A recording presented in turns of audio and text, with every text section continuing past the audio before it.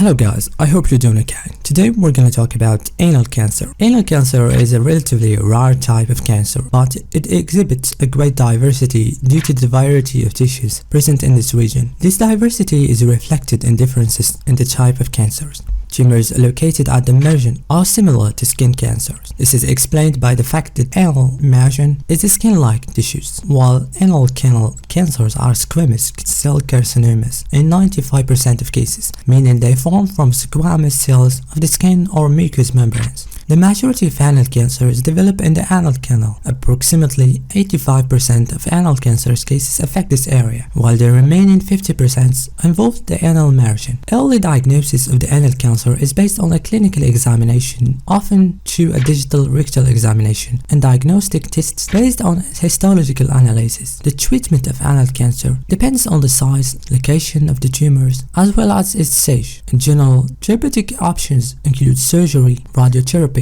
and sometimes chemotherapy, which can be also combined with radiotherapy. The prognosis for people with anal cancer is generally excellent if the disease is diagnosed early and the management has been quick. Well, there's so many risk factors related to this anal cancer. Being a female is a risk factor. Although men are also affected, studies have shown that women may be more vulnerable to anal cancer. Oh my God. Smoking is a major risk factor for many diseases, including anal cancer. Smoking increases the likelihood of developing various types of cancer.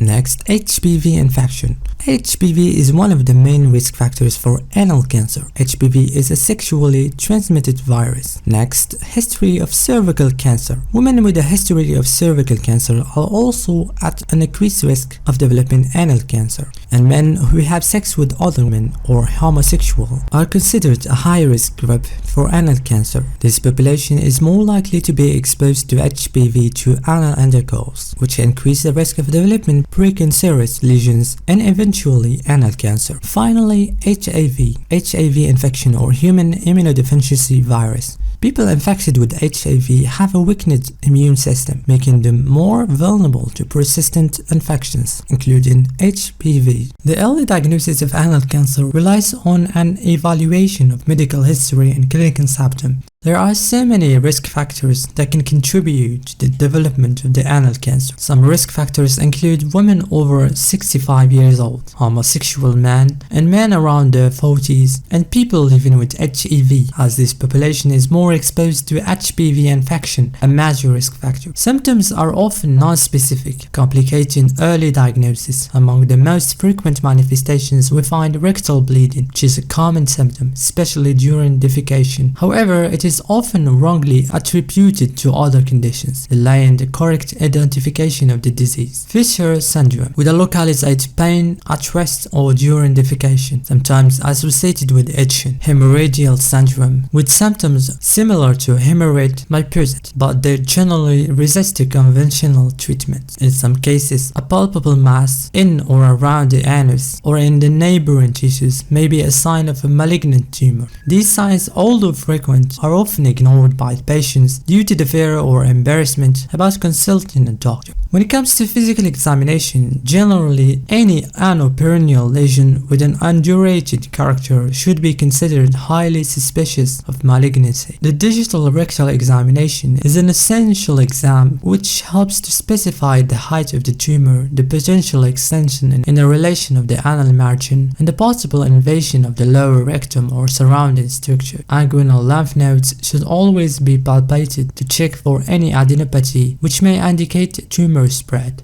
And for women, a gynecological examination with the cervical smear is performed to detect precancerous or cancerous lesions of the cervix associated with the anal cancer. And for men, a penile examination aims to check for HPV-related lesions. After that, a general examination to search for any signs of metastatic spread, including the palpation of the supraclavicular region, which may reveal enlarged lymph node or adenopathy, possible sign of metastatic involvement. When it comes to paraclinical examination, examination, three essential things to do. Endoscopy, which is a fundamental step to directly examine the affected region and perform a biopsy. This allows for visual assessment of the anal canal and the rectal region. Any lesion identified as suspicious should be biopsied. The sample is then sent for histopathological examination, which is the only method to definitively confirm the diagnosis. Computed tomography or CT is a key imaging examination that provides precise information regarding the exact location of the tumor, the size and the local extent of the mass, and the anatomical relationship with the neighboring structures, which is essential for planning therapeutic management. And finally, viral serology, as some viral infections are associated with anal cancer. So specific serology are performed, including HPV or human papillomavirus, as the link between HPV and squamous cell carcinoma of the anal canal is well established. Identifying this virus can confirm an etiological risk factor. Another serology, HIV serology, particularly in patients at risk, as the immunosuppression linked to HIV increases the susceptibility to anal cancer. After the positive diagnosis, it is essential to stage anal cancer. This staging allows for assessing the local and general extent of the disease to plan appropriate treatment. The thoraco-abdominopelvic CT or TAP CT is a reference examination as the first line. It locates the tumor, measuring its size, evaluates its anatomical relationships with surrounding structures, and identify local region extension such as lymph node invasion, and detect metastasis in distant organs including the liver, lungs, or peritoneum. A magnetic resonance imaging or MRI is particularly indicated for tumors of the anal canal, especially those located near the sphincter. These examinations provide detailed information on the depth of the tumor extension and its relation to the internal and external sphincters. After that, we have endorectal ultrasound, which is used for evaluating mobile and non-stenotic tumor. It measures the transwall extension, meaning the infiltration of the different layers of the rectal and the anal walls, and search for any local lymphadenopathy. Depending on clinical needs, other complementary examination can be performed.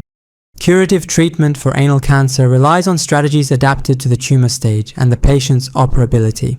For in situ tumors, or small tumors less than 2 centimeters, simple surgical excision is often sufficient.